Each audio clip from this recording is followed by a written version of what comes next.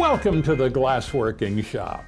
In today's video, I'm going to be attempting to assemble a rather complex bunch of stuff that I made, a bunch of components that I made, and I'm assembling using the cold assembly and press technique. As far as I can gather, a lot of Murrine makers assemble everything hot, and I do that too sometimes, but I'm also experimenting with the cold assembly method, where I take the various different sub-assemblies, put them into a steel fixture, heat them in the kiln, then take them out, stick them on the end of a big moil, and then fuse them together using the multi-axis squeezer. The trick, of course, what makes this process difficult is the sub-assemblies don't fit together perfectly, and there's always a chance of trapping air. And I'm not really sure this is the perfect way to approach it, but I'm still experimenting with it. I'm also experimenting with the more traditional hot assembly as well. So I took a still photograph before putting the piece in the kiln. The assembly has been in the kiln now for over an hour, and I think it's just about ready to go. So the still photograph shows the various different sub-assemblies placed in the steel fixture. And I'm going to start off here just making a couple of big moils on the end of 20 mil glass rods. Maybe I should be using a steel punty, but at the moment the 20 mil glass rods seem to be working for me. So I realize that making a moil is not very interesting, so I'll probably end up just fast forwarding the video through that because it's not that interesting. Also, I didn't show the construction of all of these sub-assemblies because I've done that in many of my other videos, but the sub-assemblies are made on the NQALHA using the squeezer, striped on the NQALHA with a hand torch, and then squeezed into shape using a variety of different squeezing dies. So I'm going to get started. I'm going to make a moil. Probably not going to talk a whole lot during that, since I probably will end up speeding up the video.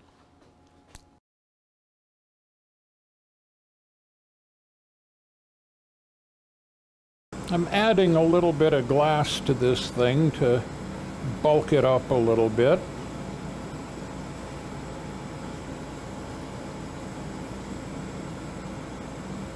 I'm going to be using the fixed size squeezing dies, the fixed geometry in a square orientation, and going to be starting out with the 1 3/4 dies, which I've kind of determined in advance is going to be a reasonable size.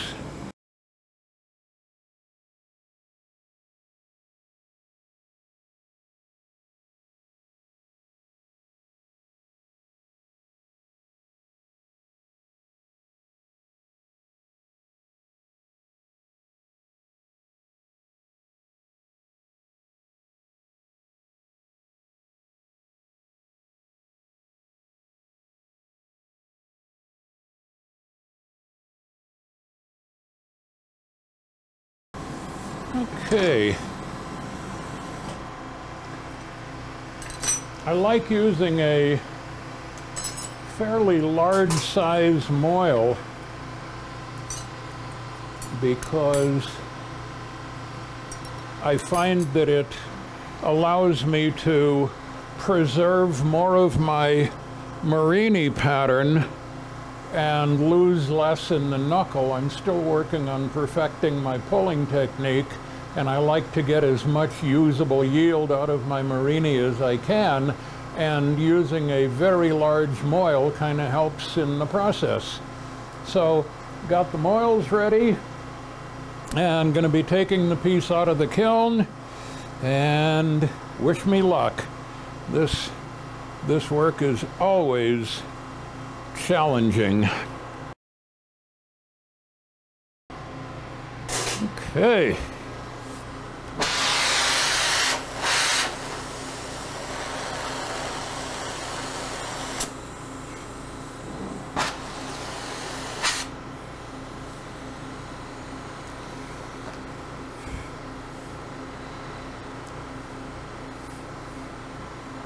Getting the hand torch ready.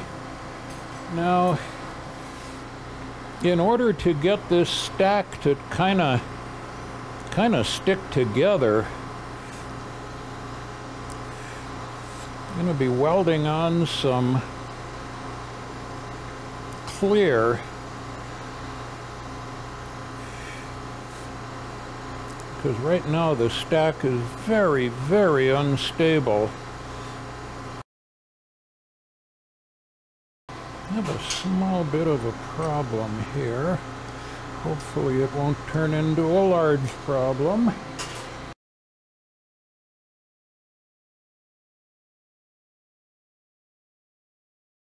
I'm trying to talk and do two things at one time.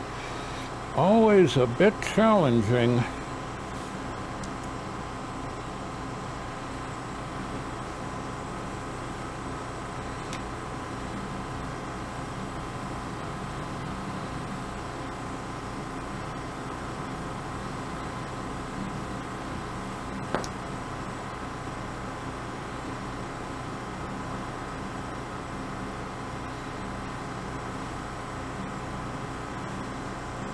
Trying to get the surface nice and hot without melting my safety wire. I've got the assembly held together with stainless safety wire, and if I'm not careful, if I hit it with the torch, it'll just evaporate. So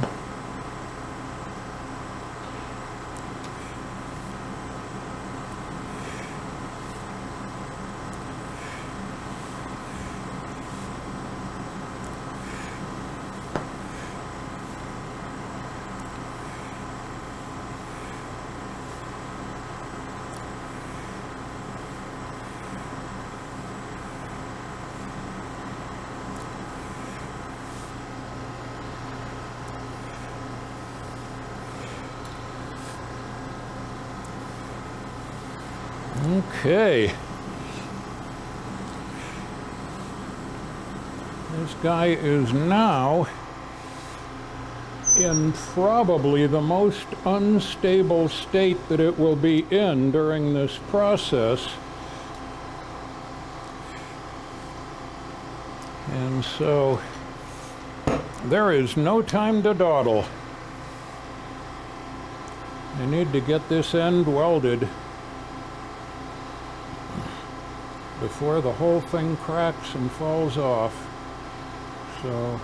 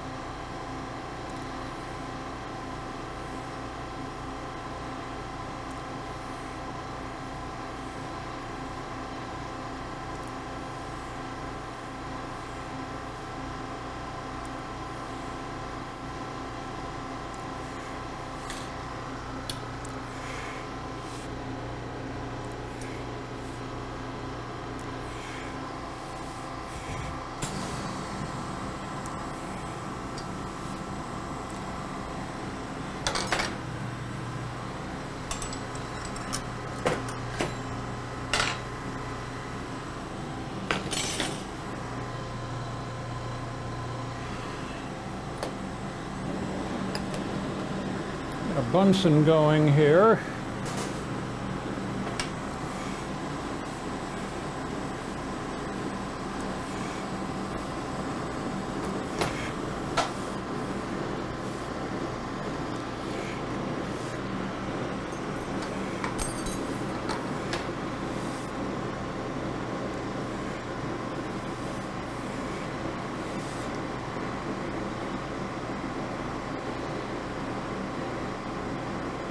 The whole trick to this process is to keep it from catastrophically collapsing while it's still in the very unstable state.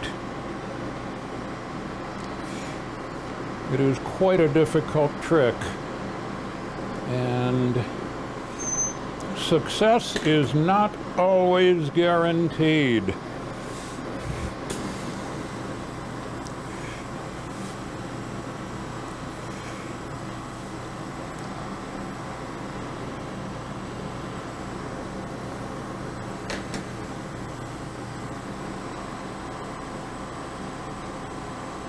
Looks like this wire has done its job, hopefully with any luck.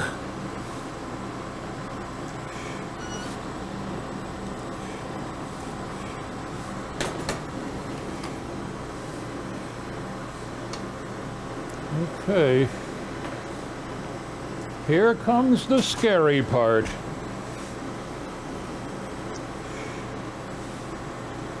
Just trying to get some heat into it so I can get it on the press.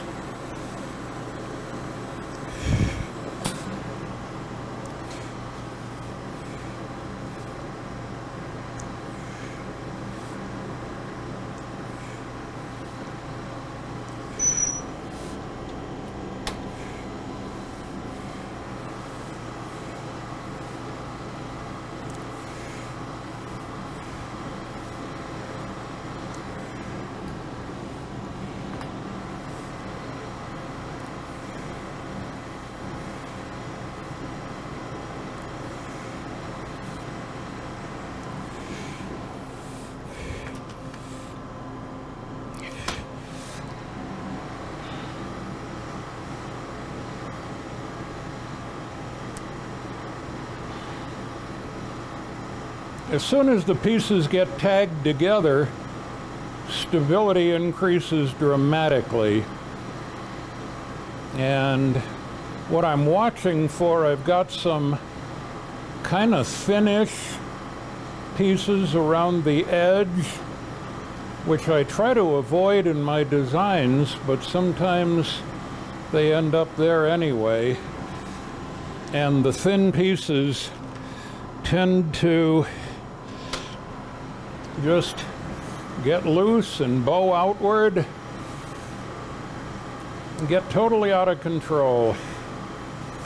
But I think it's looking and feeling reasonably solid.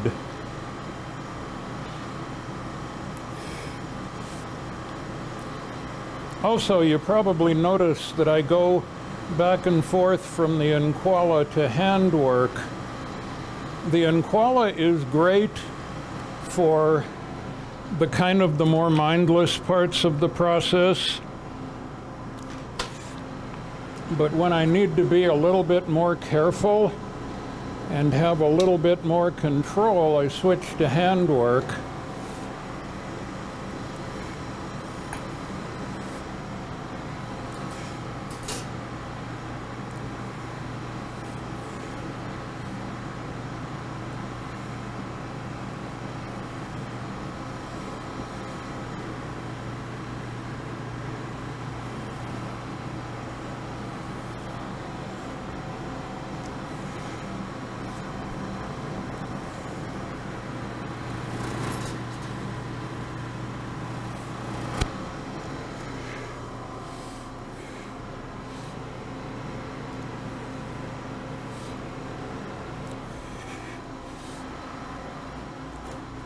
My tweezer's over in the other work area. So now that it's somewhat stabilized, I can kind of just soak in some heat.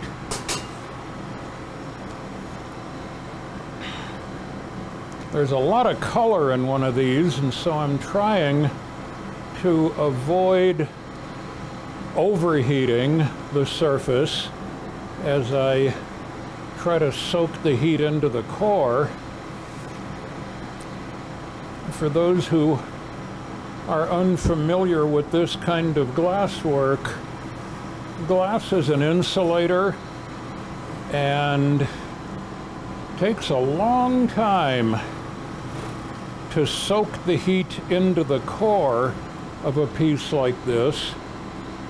The term that glassworkers use, it's called building a heat base.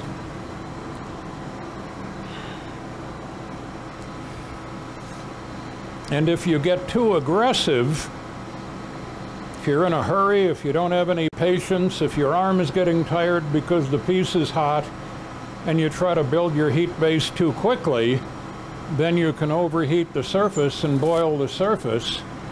This is one of the very nice things about the NQALHA, is that for the more mindless kind of work, when you don't need a lot of finesse or control, and all you need is just an assistant to hold up your piece while you're gently and slowly building a heat base, the NQALHA is a really convenient tool.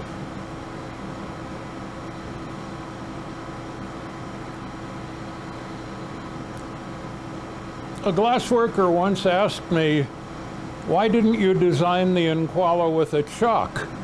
Well, because its purpose is to be an assistant, and it's really nice to be able to very quickly hand off the work to the assistant, and then when you want to take control again manually, be able to really quickly grab it and pull it out and take manual control.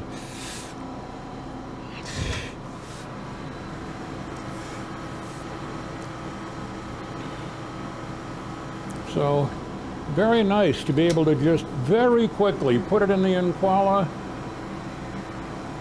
stand back, get away from the radiant heat.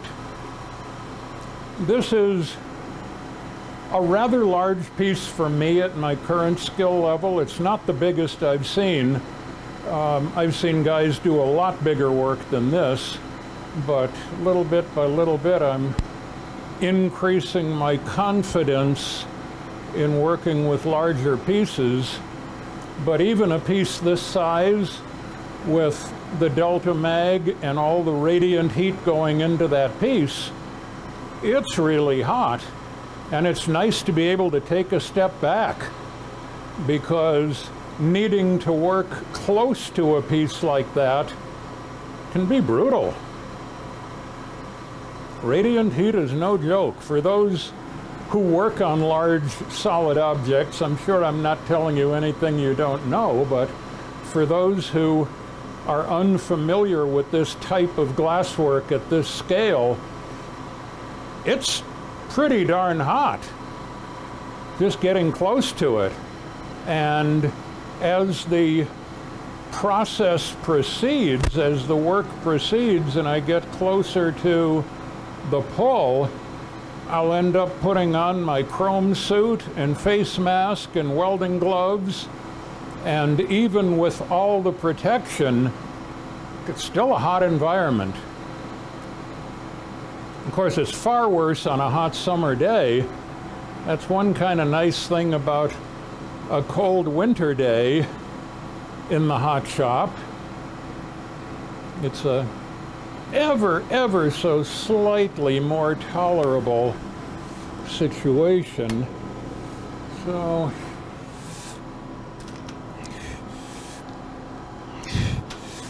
I don't know if you can see, I'm actually standing on the squeezer with my full body weight. I designed the squeezer to be able to support that, be able to tolerate that amount of force without breaking. Now, this is intentional. This is not a mistake. This is kind of intentional. I do have some little divots, spaces where the cold assembly didn't quite fill all of the spots, and This was actually kind of intentional, and now I'm gonna grab some of my pre-made cane here and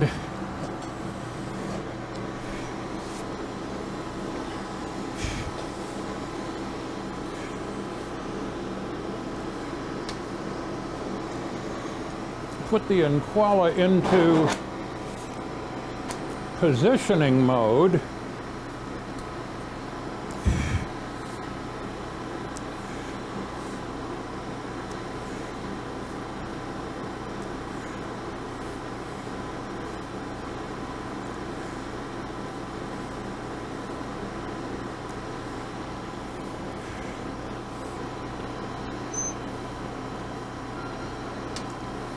I'm going to fill up some of these gaps a little bit using my striping technique. I know that the classic striping technique is done with the bench torch, but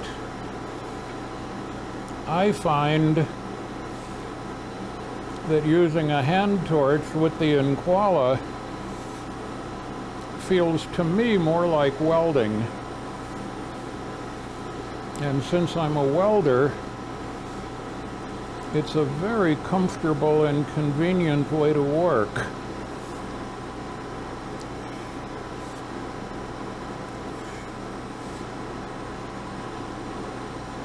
And so I'm not using just a regular color rod. This is actually a piece of my Murrine cane that's designed to be compatible with the pattern. And wow, the radiant heat is really strong.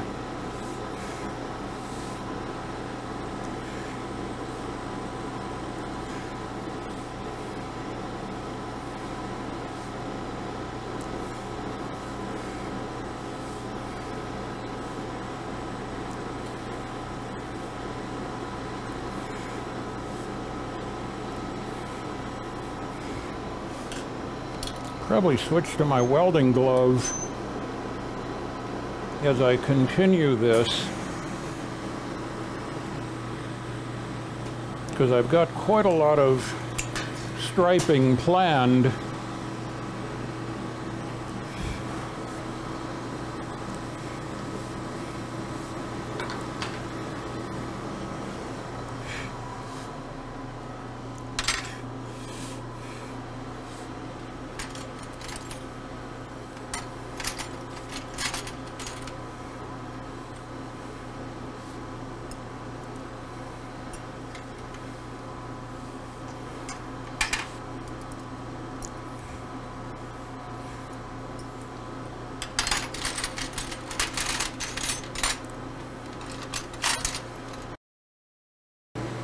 The most critical part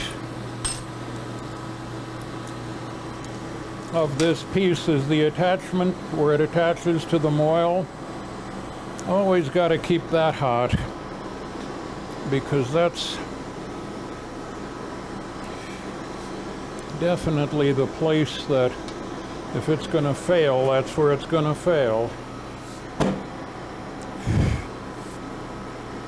So switching to positioning mode here and using a piece of my pre-made Murrine cane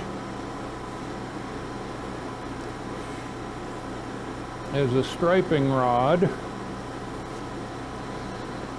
and just filling up these little gaps. This technique of cold assembly and then hot fusing fails pretty catastrophically if you try to have small diameter rods on the outside edges. Like if you try to do a design that has stringers on the outside, will not be a successful day in the glassworking shop. Ask me how I know this. So I try to keep my smaller diameter pieces deep inside the assembly and use larger diameter pieces on the outside. And of course, unless the large diameter pieces are flat, if they have any kind of radius to them, if they're cylindrical sections, you're going to have some open spots, and those open spots need to be filled either by pressing or by filling by striping. So far, all is successful. I'm not sure I need the Bunsen under it, but hey, you never can be too careful. And yes, when I started doing this process, the very first few that I did, yes, I did have moil failure. Yes, I did have spontaneous unplanned disassembly, as they say in the space business. Rapid unplanned disassembly.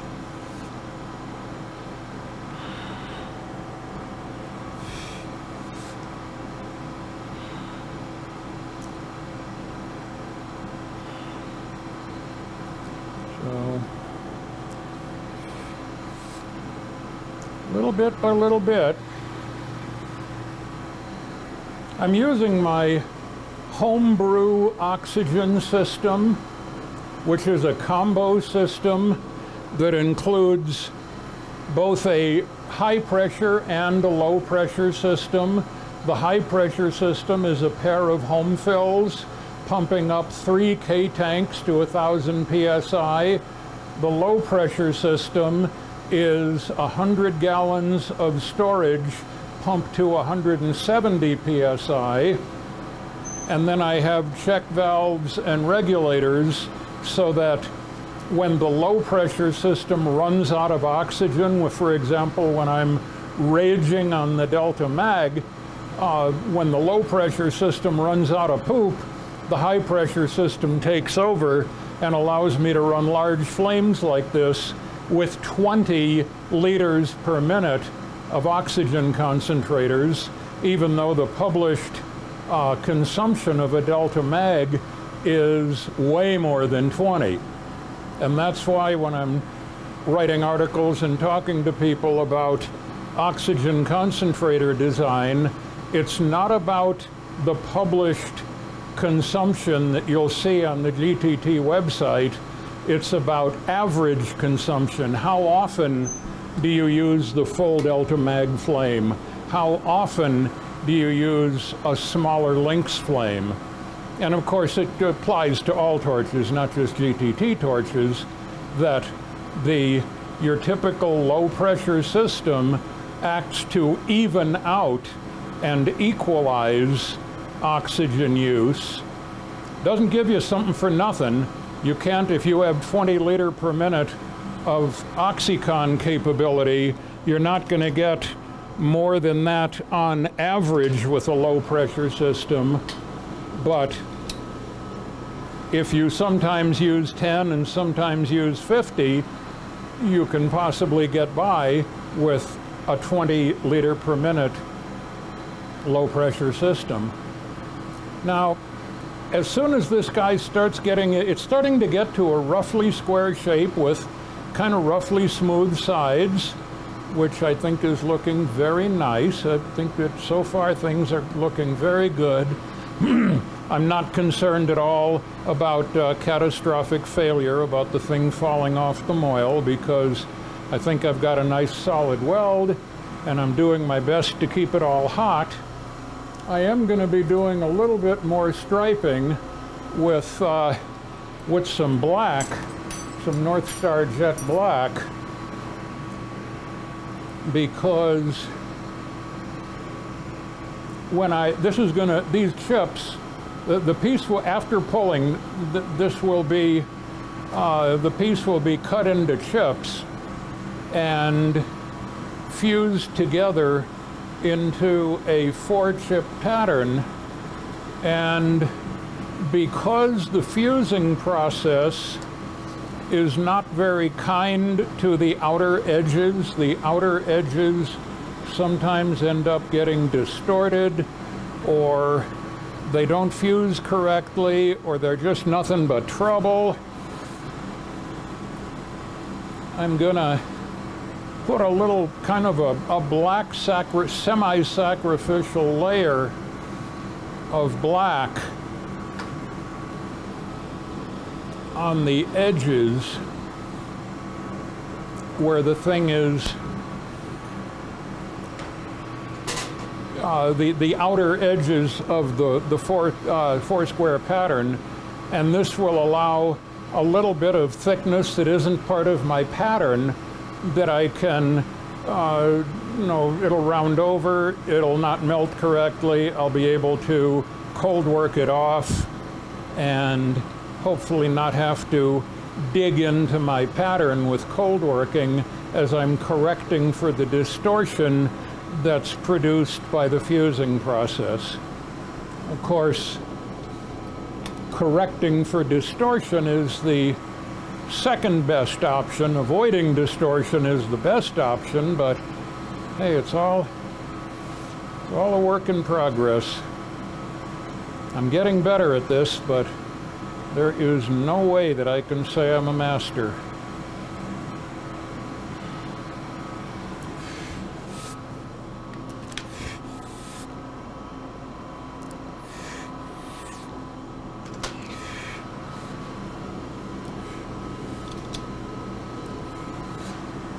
One nice thing about the squeezer that may not be immediately apparent to someone who isn't a glassworker, that I'm trying to build heat, I'm trying to drive heat into the core of the piece, and the danger is overheating the outer layers. When the piece goes into the squeezer, the squeezing dies are, compared to the temperature of the glass, they're ice cold.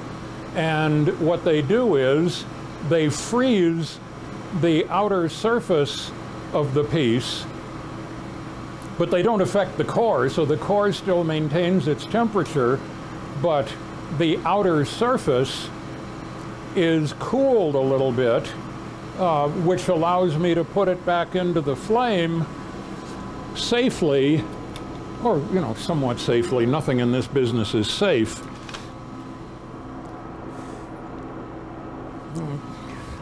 Kind of applying a little bit of downward pressure there.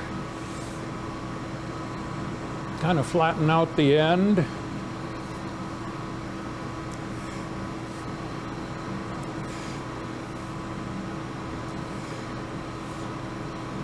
Another thing that I can do with handwork that I can't really do on the NQALHA is to selectively heat the faces while avoiding overheating the corners.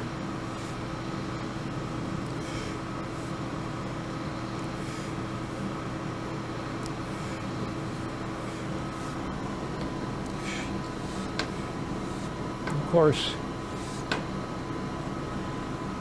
when I say I'm avoiding overheating, I'm trying my best. It's never perfect. So,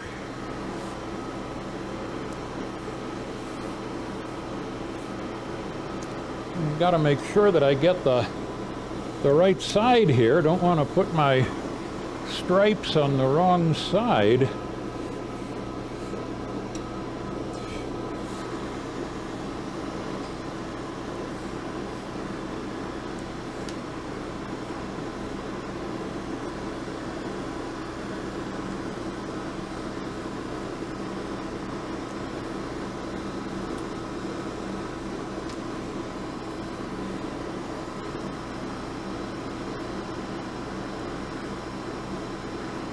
Okay, I believe I am oriented correctly.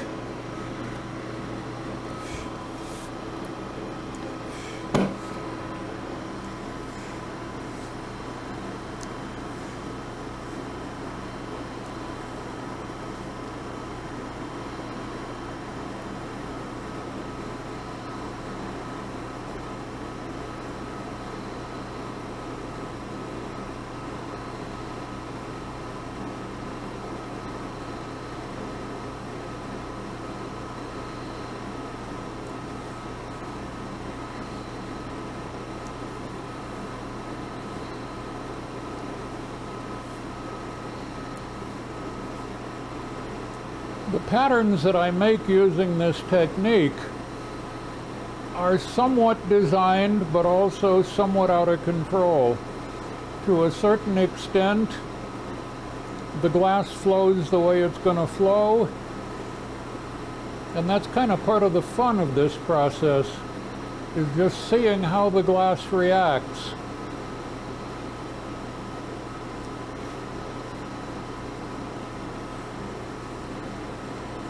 I'm also planning on experimenting with very precise pattern construction, possibly involving CNC cold work. But for this, part of the fun of this work is just to see how the glass ends up surprising me.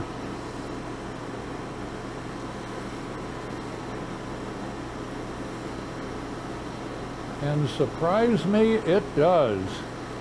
I tell you,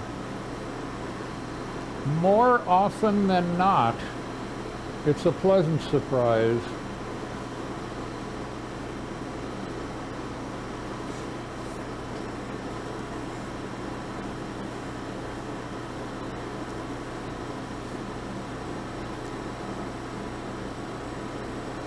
Definitely getting better at this striping on the NQALHA.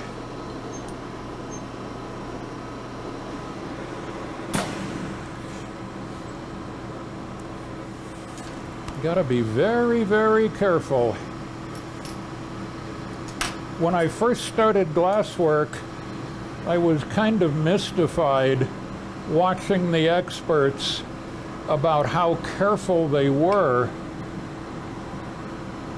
managing heat, making sure things didn't get cold, making sure to constantly keep the oil hot. I always wondered, why are they doing that? Well, then after a couple of failures, I understood. Yeah, I think I know why they're doing that.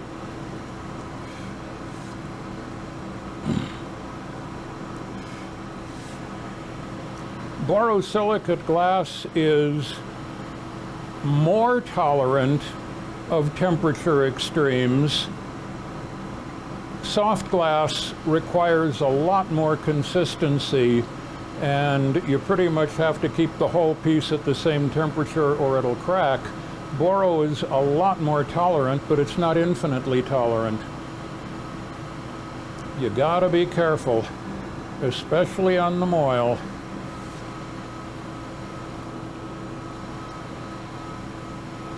Probably the worst thing that can happen to a, well, not the worst thing, I mean there's a lot of bad things that can happen, but one of the things that is an unpleasant surprise for the inexperienced glassworker is getting distracted by something, focusing on, oh, this is a problem, I need to devote my full attention to this problem, and at the same time you're not realizing your piece is getting cold. And while you're solving what appears to be the problem, what you're actually doing is destroying your work, because lack of attention to heat causes cracking and failure. And I tell you, failure is my least favorite thing.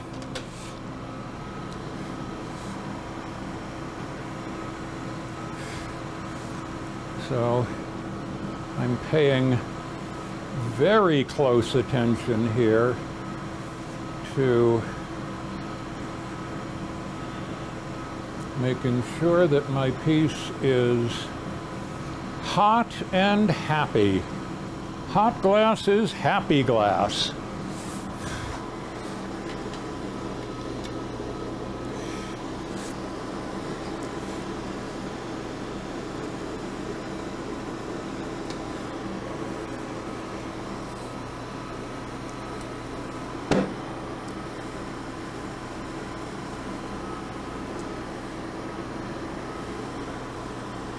I probably could have done this all in one operation, but like I said, I'm very, very concerned about, while I'm working on striping up here on the piece, that moil is basically sitting in the frigid Arctic.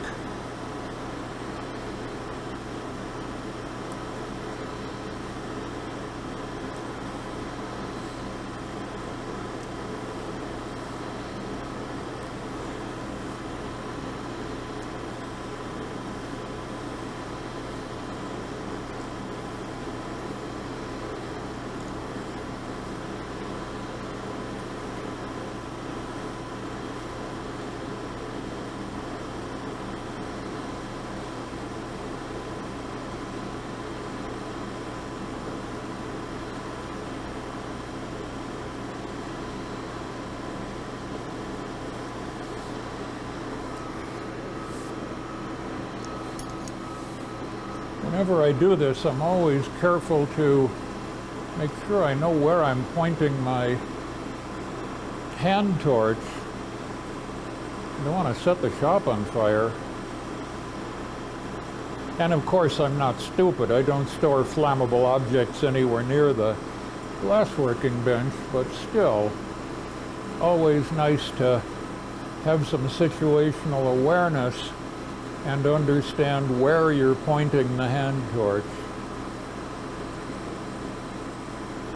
So that is the last application of glass.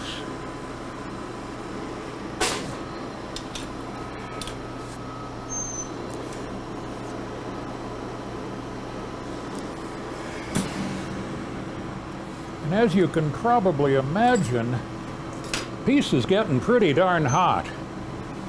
So I'm going to start preparing for the pull. Unfortunately, the chrome suit may interfere with the microphone, so the audio quality may suffer a bit, but oh well.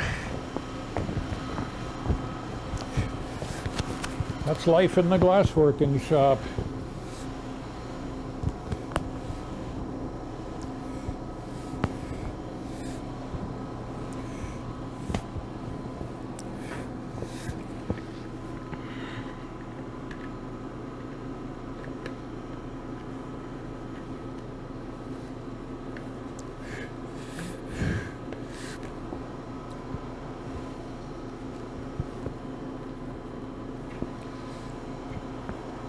Okay.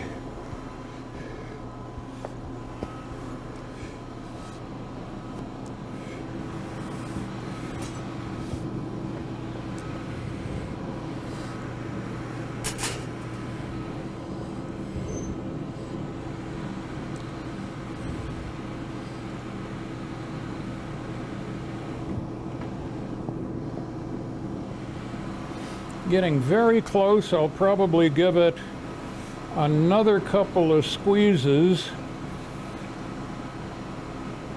and then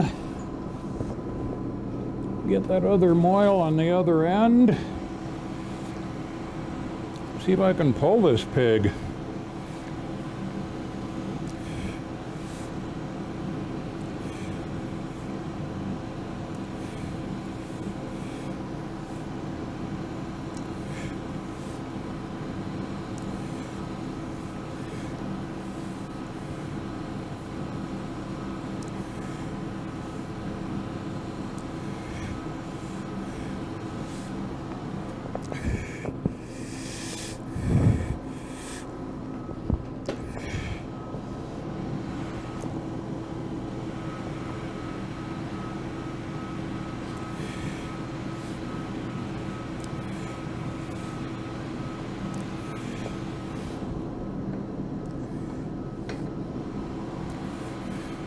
I'm using the fixed size dies on the squeezer, and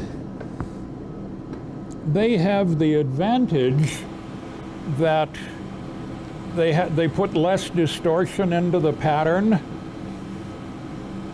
but they have the disadvantage that you need to choose the correct size die for the piece being worked, and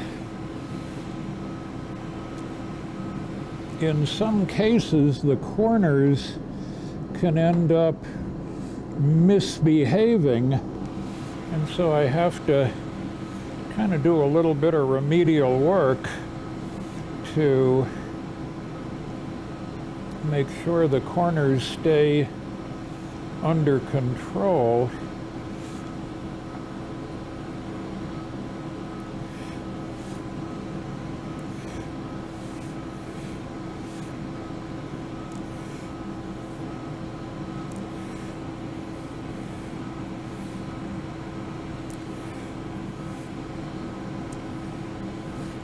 I do like the Delta Mag for this kind of work.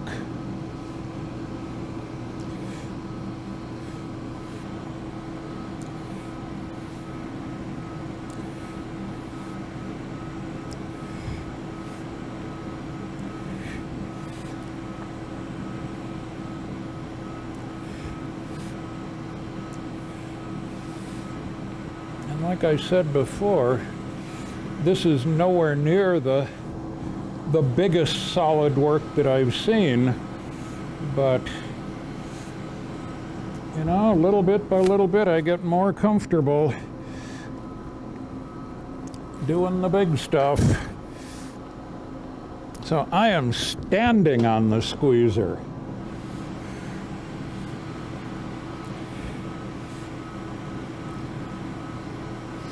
The first generation squeezer, the very earliest prototype, was done with bicycle cables, and it just didn't quite have the extreme strength or rigidity, and I was a bit nervous about applying any kind of significant force to it.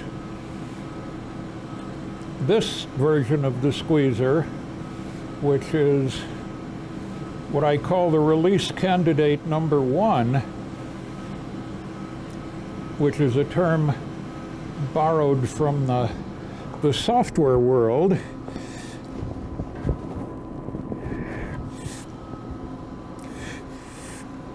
kind of hard to talk and work at the same time. I think that's all the squeezation I need. So back into the flame, get that heat base going. So back to my thought. The current version of the squeezer, this is release candidate 1. I'm not sure if I'm ever going to produce them for sale, but that's still an open question. This one uses roller chain, and boy, is it ever strong. I can stand on it, doesn't bend, stays under control. It's no problem.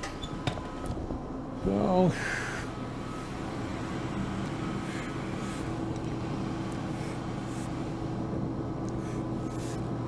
I'm using TIG welding gloves. I find that they give me a little more dexterity. A lot of glass workers use the Kevlar gloves, but I like the TIG gloves. So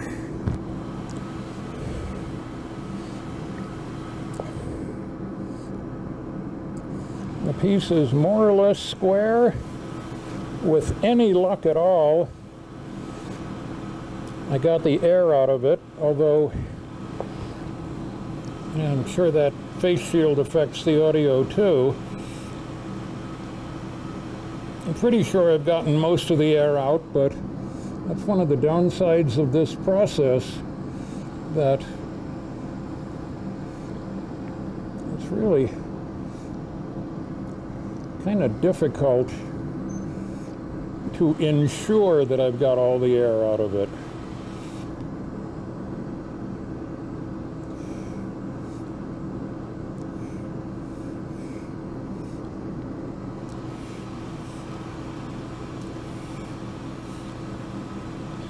Gotta make sure my weld here is nice.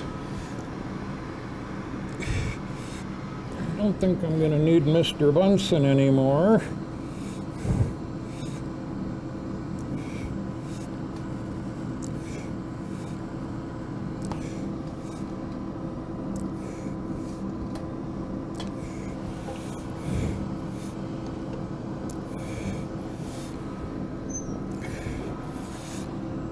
I'm imagining someday, maybe, figuring out how to pull a piece like this on the NQALHA, but at the moment, I do this kind of pulling by hand.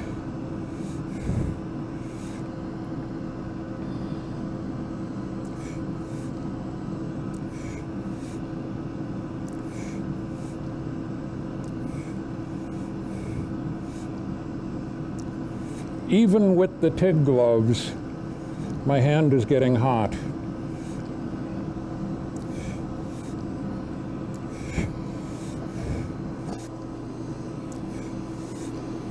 So now I'm concentrating the heat on the ends .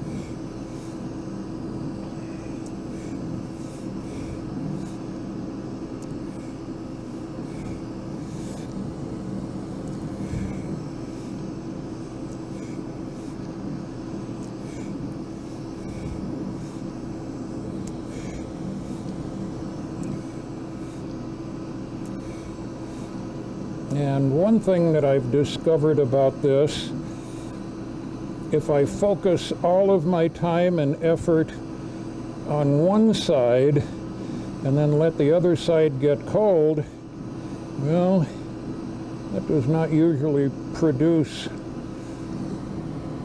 a very successful result. So this really, it's all about heat management.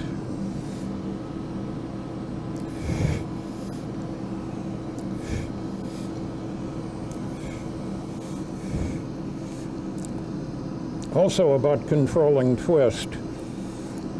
I have introduced a twist here because of lack of skill.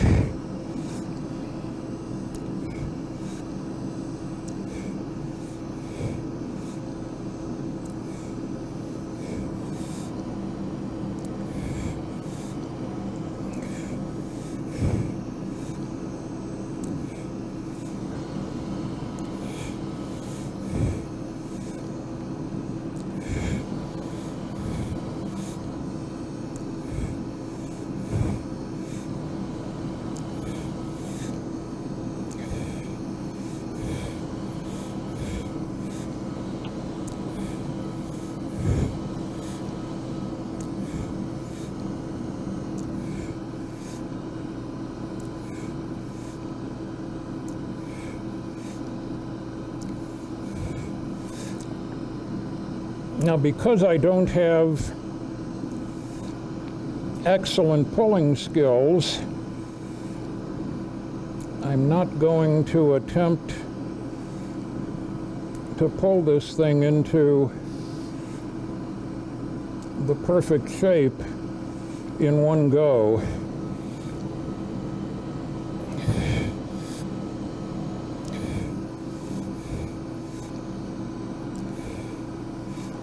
I kind of get it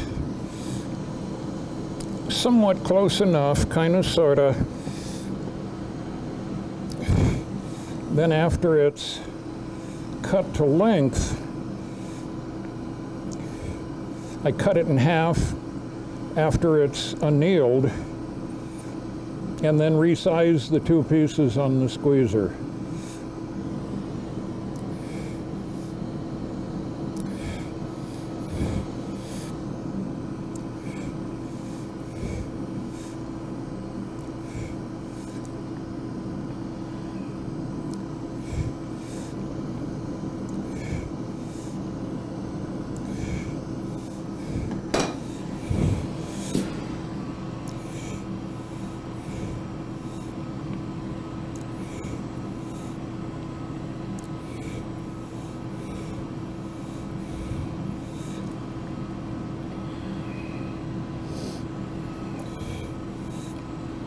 So I have had cracking problems after doing this work where I allow one end to get cold, work on the other end, and then just jam the whole thing into the kiln. So I'm trying to make sure that the heat is at least somewhat uniform and the piece is at least somewhat under control.